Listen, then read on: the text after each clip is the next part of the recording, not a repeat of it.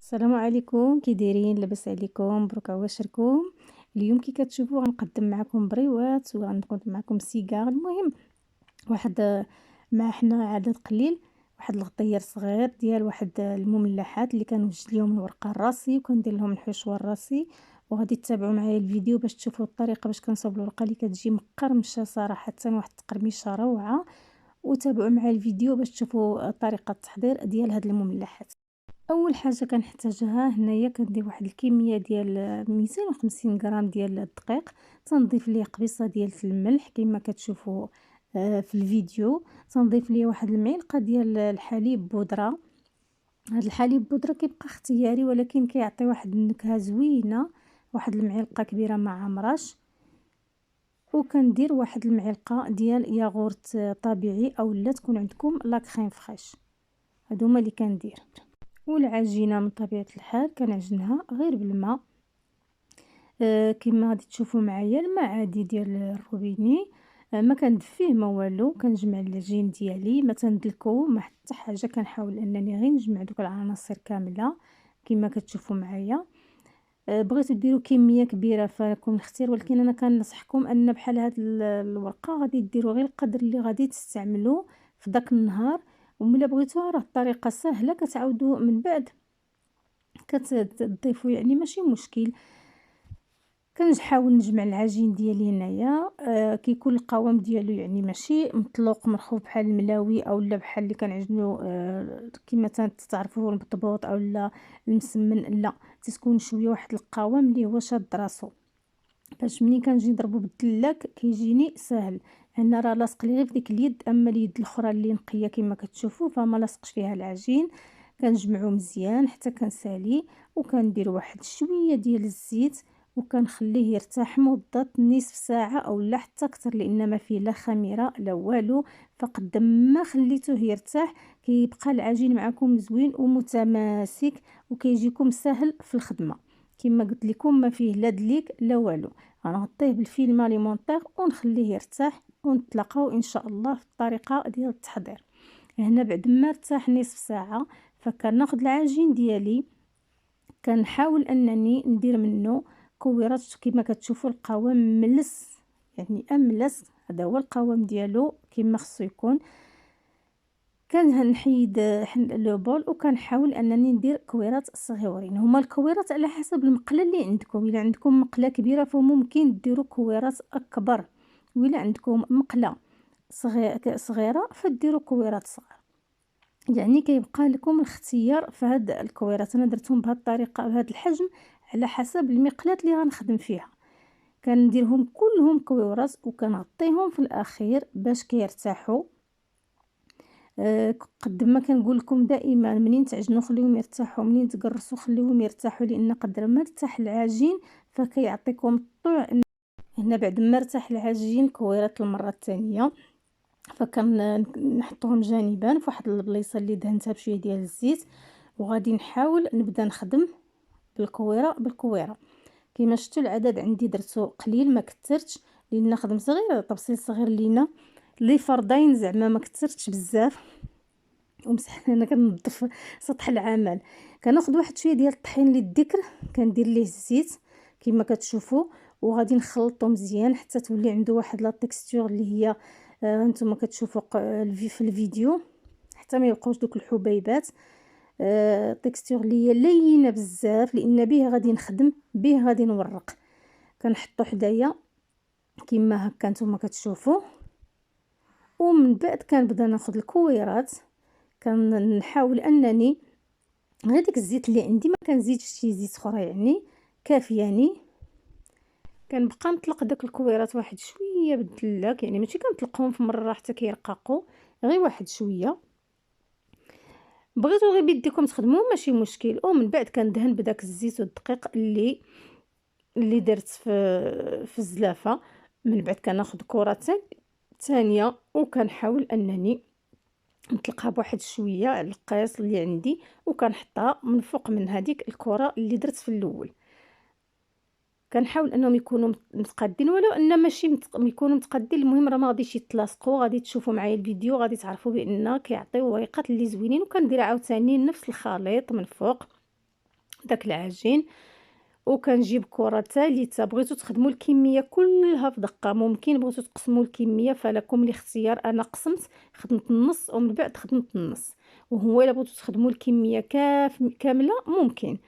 هنا كما كتشوفوا كنديرها عاوتاني تندير دائما كنقسم بداك كنورق بداك الزيت اللي درت فيها الدقيق. ما تنساوهاش، لان الا نسيتوها غادي يلصق لكم العجين، غادي يلصق لكم الخبز، ما غاديش يتفرق معكم، ما غاديش يعطيكم وريقات.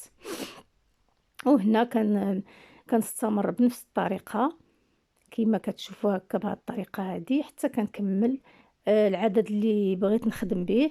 وكندير داك الخليط ديال الزيت والدقيق اللي به استعنت في التوراق باش كيتفرقوا الوريقات منين غادي يبداو يطيبوا.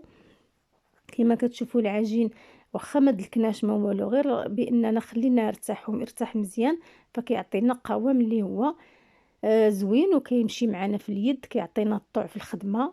كنحاول انني نقاد هنا الجوانب، ومن بعد غادي نضربهم بالدله. هنا بعد ما سخن الطاجين كما كتشوفوا، فكنوضع داك الكميه الاولى اللي صوبت ديال داك الخبيزات، هما اللي غيعطيوني شكل وريقات. كنوضعهم كلهم وكنخليهم حتى كيبقى يبان لي ان الفوق غادي تشوفوا معايا في الفيديو كيبان لي طاب يعني شد راسو، ماشي غادي يطيب شي طياب لان غير ورقه، فكتبقى شويه ما كتعرفوا الشكل ديال الورقه من طبيعه الحال. كنخليها وكنبقى نقاد دوك الجنيبات لان الطاجين عندي شويه صغير. فهنا كنشوف الجناب دوك البليصات غير كنشوفهم بداو كيتجمعوا، كنطل واش طاب معايا داك التحتاني واش شد راسو قبل ما نقلبها، لان غادي نقلبها باش غنبدا نطرب الوريقه. غتابعوا معايا الطريقه لان هاد الطريقه مهمه بزاف، هي باش كتحصلوا على وريقات باش غتصاوبوا قنينطات بريوات، يعني اي حاجه بغيتو تستعنوا بها في الدار. ما عندكمش خبز الطاكوس، فطريقه سهله بسيطه جدا، مكونات سهله، وطريقه يعني اللي يقدر الاغلبيه ديالكم ما يكونش كيعتمدها في الورقه. واللي ما كتنجحش معاه الطريقه التقليديه ديال الورقه يحاول يدير هذه، فهي ناجحه 100% على حسابي. تجربوها وغتعطيكم الورقه اللي بغيتو في خاطركم. هنا كما كتشوفوا فراه طاب معايا، بدا كيبان انه طاب. كنحاول انني نحيد داك نقلبها، يعني نقلب داك الجانب وناخذ الورقه اللي طابت، وعاود كنقلب وناخذ الورقه الاخرى اللي من الجهه الاخرى. فوق ما طابت لي جهه كنحيد منها ورقه العافيه. كما كتشوفوا راه ماشي مجهده بزاف، راه غير الراس الصغير ديال العافيه. هنا قلبتها كما كتشوفوا راه باينه بانها شدات راسها. فهنا تنحاول انني نحيد الورقه بسهوله كما كتشوفوا معايا، واخا سخونه شي شويه ولكن ماشي مشكل. هنا كنحيد ديك الورقه اللي قلت لكم. فالطريقه سهله جدا. هذه هي الورقه ديالنا، راه كتجي رطبه بزاف وليدنا. نتوما كتشوفوا يدي كتبان يعني رقيقه وصالحه للاستعمال. هنا كنخلي عاوتاني حتى كتشد الاخرى راسها، وتما كنعاود نقلب للجهه الاخرى باش ناخذ هذيك الورقه اللي شدات راسها مزيان. هذه هي الطريقه اللي كنعتمد، وراه غير من خلال الفوق تعرفوا ان العجين راه شد راسو. كنقلب وناخذ الورقه الاخرى. كما كتشوفوا الطريقه سهله وبسيطه جدا، فما عليكم الا تعتمدوها. راه ما كتلصق لكمش، كتحيدوهم بداو كيتفرقوا كاع كيتنفخوا بقوه ما كيتفرقوا هنا بعد ما عاود صوبت الخبيزات اللي بقاو لي، فقرصتهم وكندوز كنحطهم في ديك الطاوه كما كتشوفوا. كما وريتكم في الاول، غير عاودت وريتكم القدر الثاني باش توصلكم الفكره مزيان، وان شاء الله تعتمدوها. فهنا كان كما كتشوفوا كنتسنى حتى كيبدا يبان لي بان طاب، راه كيبدا يبان من الفوق.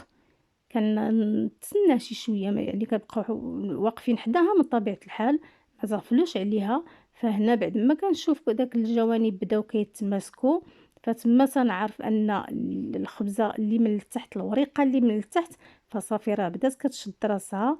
فما عليا الا نخليها تبان لي تحمر، ماشي تحمرات يعني غير تشد واحد اللوين، نقلبها وغادي نحيدها بسهوله جدا. كما غتشوفوا معايا. ومنين الا جيتو تقلبوها وشفتوا بان باقيه ما شداتش راسها، فكتقلبوها مره اخرى. ما تحاولوش تحيدوها وهي ما شاداش مزيان، فإلا حيدتوها وهي ما شاداش مزيان فغادي تقطع معكم، وغادي ما غاديش تعطيكم الشكل اللي بغيتو. يعني هذه هي النصيحه ديالتي اللي غادي نعطيكم. كما كتشوفوا الوريقه هي هذه، فهي سخونه فكنزرب عليكم بزاف. كنحاول انني عاوتاني نعاود نقلب باش نحيد الاخرى اللي ديجا شدات راسها من هنا كما كتشوفوا. فهنا كيجيو بطريقه اللي هي رقيقه. فمني كنبدا نحيدهم راه علاش كنتعطل هكا، وراه شي مرات بحال هكا كيشتو وحده تقطعات ماشي يعني واخا كتقطع معكم وحده فراه تقطعات غير لان انا نثرتها مع سخونه، نثرتها شويه. هو كتحاولوا بشويه عليكم يعني ما كتزربوش عليهم. ومني كنحيدها ها هي تحيدات، ولكن واخا تقطعات راه نخدم بها بريوات اولا قنينطات ما كتضيعش هي هادي معايا. فحتى شي ورقه ما صديها في الحقيقه، داكشي اللي عجنتوه كله كتستعملوه، راه ما صديه حتى شي وحده. اللي كاع تقطعت لكم من شي جنيب فكتستعملوها على اساس بريوه اولا قنينطه، واللي بغيتو تخليوهم كبار كديروهم على شكل طاكوس. كيبقاو معكم. هادو هما الورقات ديالنا كما كتشوفوا. فهادو هما الوريقات كيجيو بهذا الشكل هذا، كيجيو رطب بزاف بهذه الطريقه هذه، ساهلين في الخدمه، بساط بزاف. غير جربوهم وغادي نخدمهم ان شاء الله. غنتلاقى معكم في الفيديو اللي غادي تشوفوا معايا دابا. غنخدم بهم بريوات وغنخدم بهم سيجار وغنخدم بهم واحد الشكيل. هنا بعد ما ساليت الطياب ديال الوريقات فكما كتشوفوا درت واحد السيجار. المهم غندير سيجار، غندير بريوات، غندير واحد بحال الطاكوس كما قلت لكم، غير هما ما غاديش نبريسيهم في لاباغاي، غادي نطيبهم. هنا كنستمر في غير في التشكيله ديال المملحات. يعني شي حاجه قليله ماشي مملحات راه درت يعني بزاف، درت يعني حاجه قليله بزاف على حسب باش غنفطروا ان شاء الله المغرب. لان انا ملي كنحتاج بحال هاد الوريقه تنعجنها في ساعتها، يعني ما كنحتاجش انني ندير منها بزاف ونخليهم. فكنفضل تكون عندي هكا طريه، هي راه كتبقى ماشي مشكل، ما كتبقاش في الكونجيلاتور، تخليوها غير خارج غير في مكان في الكوزينه على حراره المطبخ. هنا درت بريوات، درت واحد الشكيلات، درت سيجار، درت بريوات. كنت غندير لانامز ولكن قلت غنكثر بزاف، ما عندي علاش يبات هادشي عندي مع الحشوه. بالنسبه للحشوه فدرت لاداند مع ياغورت طبيعي، ودرت لها واحد المعلقه ديال لاصوص بيتزا صافي. درت حشوه عاديه بالنسبه لكم، ممكن ديروا الحشوه اللي بغيتو. فكنشكل هنا كيما باش نوريكم بان هاد الورقه ممكن تشكلوا منها بريوات، ممكن تشكلوا منها سيجار، ممكن تشكلوا منها لانامس. يعني كتعطيكم الطعم في كل شيء، كتجي رائعه. الصراحه حتى في الطياب ديالها ما نقول لكمش، كتجيب واحد القرمشه اللي ما تصورش وسهله، وكتجي حتى في المذاق مخالفه لكلش داكشي اللي كنا كنصاوبوه ديال الورقه العاديه. وهم زياده على هذا ما وقفتي على ورقه ما عندكش في الدار، فما كاينش لا عندك الورقه ولا ما موجوداش، كتصاوبي نتي هادي بيدك في الدار وتخدمي بها. كنستمر هكا. هادو درتهم بهذا الشكل هكا كما كتشوفوا. غندير واحد 3 الحبات وكنستمر بهذه الطريقه هذه حتى كنسالي العجين ديالي كله، ومن بعد كندوز للطياب ونتلاقاو في مرحله الطي، ونخليكم مع بقيه الفيديو.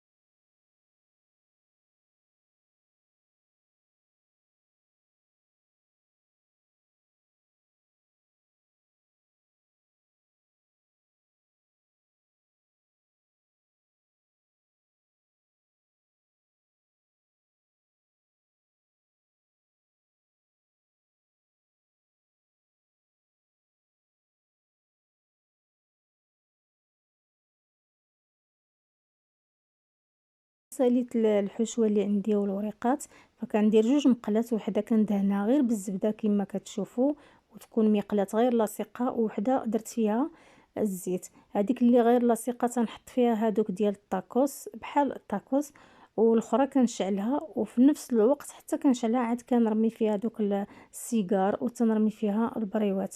فلان كما قلت لكم راني بغيتهم للمغرب فالوقت راه قريب، فلهذا استعملت جوج وكنتشارك معكم بجوج في دقه لان مشى الحال وخصني نسالي. باش قلت لكم هذه يعني ساهله كتوجدوها في اخر لحظه وانتم واقفين كتوقفوا كتصاوبوهم وتحطوهم بالصحة والراحة الفطور المغرب، او لا بغيتو ديروهم للسحور لكم نتوما شوفوا شنو كتاكلوا.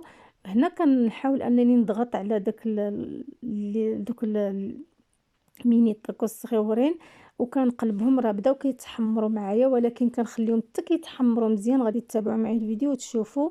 والبريوات بداو كيتقلاو، نتوما كتشوفوا الزيت راه سخنات، فكنحطهم في الزيت ما تتكونش سخونه بزاف باش ما يتحرقوليش. كتعرفوا دائما طريقه القلي ديال البريوات باش ما يتحرقوش، ما تكونش الزيت طايبه بزاف في الاول. وكنحاول انني نبدا نقلب فيهم حتى كيطيبوا وكنقدموهم بالصحة والراحة. ونتمنى ان لا فيديو تنال اعجابكم وتكون فيها افادة لكم. فهاد الورقة هذه فهي ورقة يعني مزيانة وكتنفع الجميع. وما تبخلوش عليا بلا جيم من طرفكم وبلي كومونتير ديالكم زوينين، وكنتمنى لكم عواشر مبروكة ان شاء الله. ونخليكم مع تتمة الفيديو ونتلاقاو ان شاء الله في الشكل النهائي ديال هاد الوصفة ديالنا ديال اليوم. وشكرا لكم جميعا، وما تنسونيش من اللايكات ديالكم، وشكرا.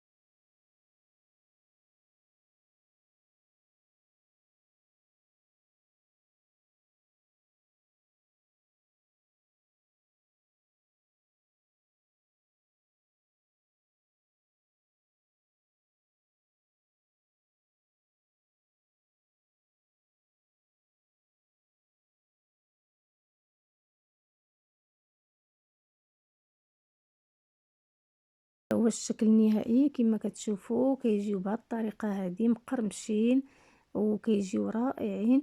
كنتمنى انكم تجربوهم وتردوا عليا الخبر. فكتقرمشه ديال